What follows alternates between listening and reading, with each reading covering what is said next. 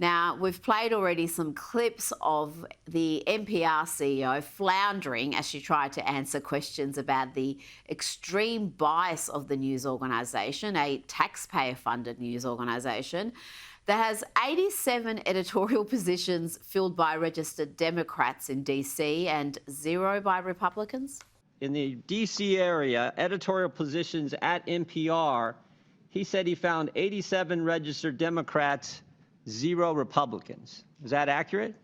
We do not track the numbers or the voter registration. October 2020, the New York Post had the Hunter Biden laptop story, and one of those editors, I guess one of those 87 Democrat editors, said this: "We don't want to waste our time on stories that are not really stories. We don't want to waste the listeners' and readers' times on stories that are just pure distractions." Was that a pure distraction story?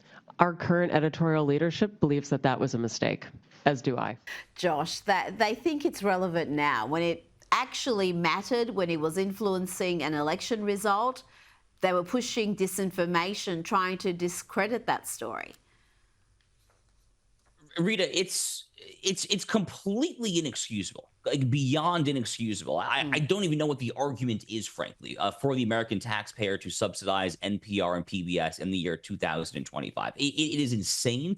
It is an anachronistic throwback to a bygone era, to an era where TV was frankly an up and coming technology, and it was competing back then with President Franklin Delano Roosevelt in the fireside chats, and maybe the government wanted to put a direct investment to try to stimulate the growth of public access television there. But whatever merit this argument may or may not have had 60, 70, 80 years ago or whatnot there, it has utterly and completely collapsed in today's day and age, where you have left-wing lunatics like this woman who are presiding over a taxpayer-funded agency there. You know, Uri Berliner, who left NPR last year, he subsequently has become closely involved with Barry Weiss's Free Press organization there. He has been very candid and forthright about what he saw behind the scenes there, and it is bad stuff. I mean, talk about monolithic ideological groupthink within the newsroom there. This is nothing other than a typical MSNBC-style left-wing hack activist, quote-unquote, media organization. The only difference is that they get taxpayer dollars. That's a pretty important difference. Let's end that tomorrow, I said.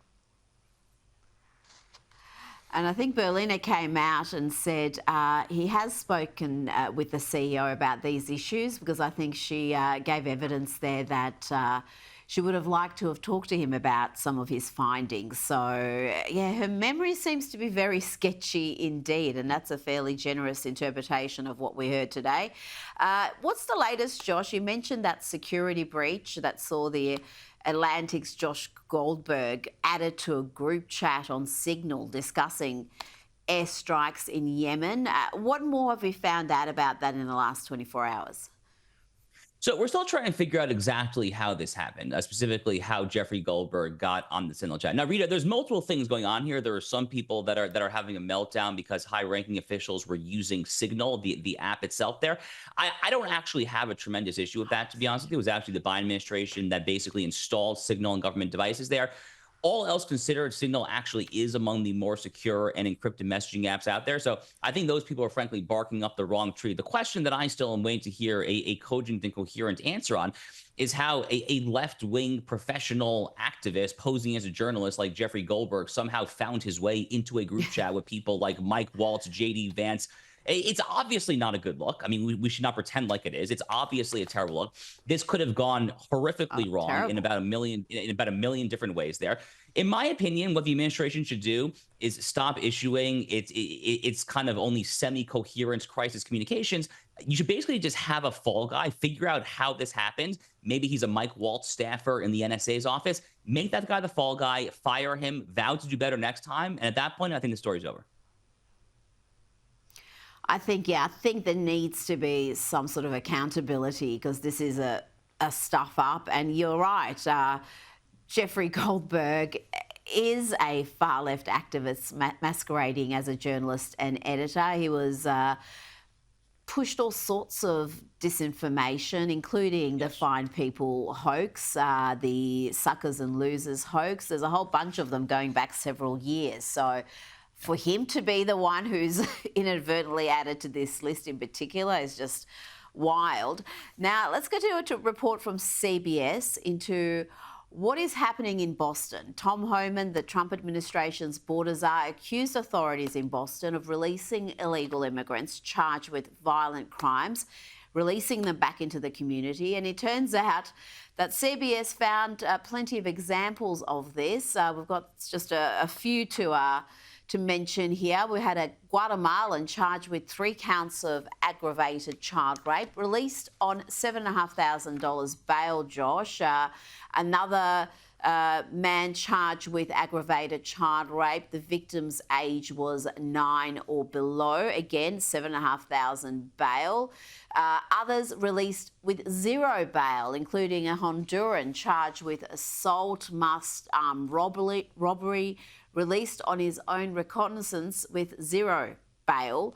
So many other examples there. Someone charged with fentanyl trafficking, released on a $4,000 bond before ICE could even arrive. How many other cases are like this across the country where authorities are frustrating what ICE is trying to do, what the Trump administration is attempting to do, and releasing these dangerous people back into the community on small bond or no bond to continue with their criminality?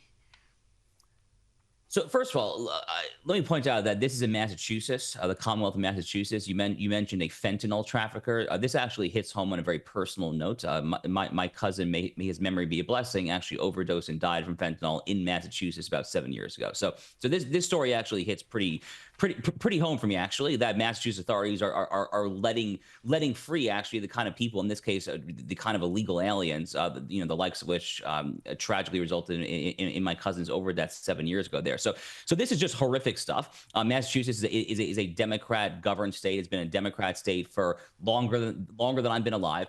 I fear, Rita, that this is actually pretty common throughout the United States, especially in these far left jurisdictions, places like Massachusetts and California. I mean, Gavin Newsom's kind of sort of changing his tune a little bit there. No one should believe a darn thing the guy says, but you're still going to have some very far left holdouts like the city of Boston, like the city of Chicago, Illinois there.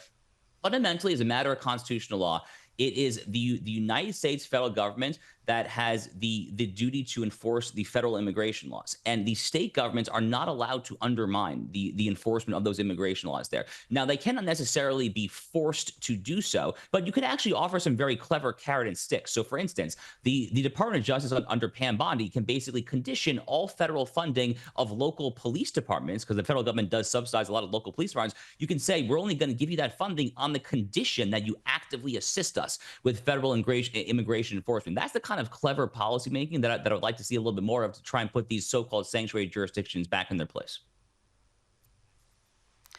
Josh Hammer, thank you so much for your time tonight. Thank you, Rita.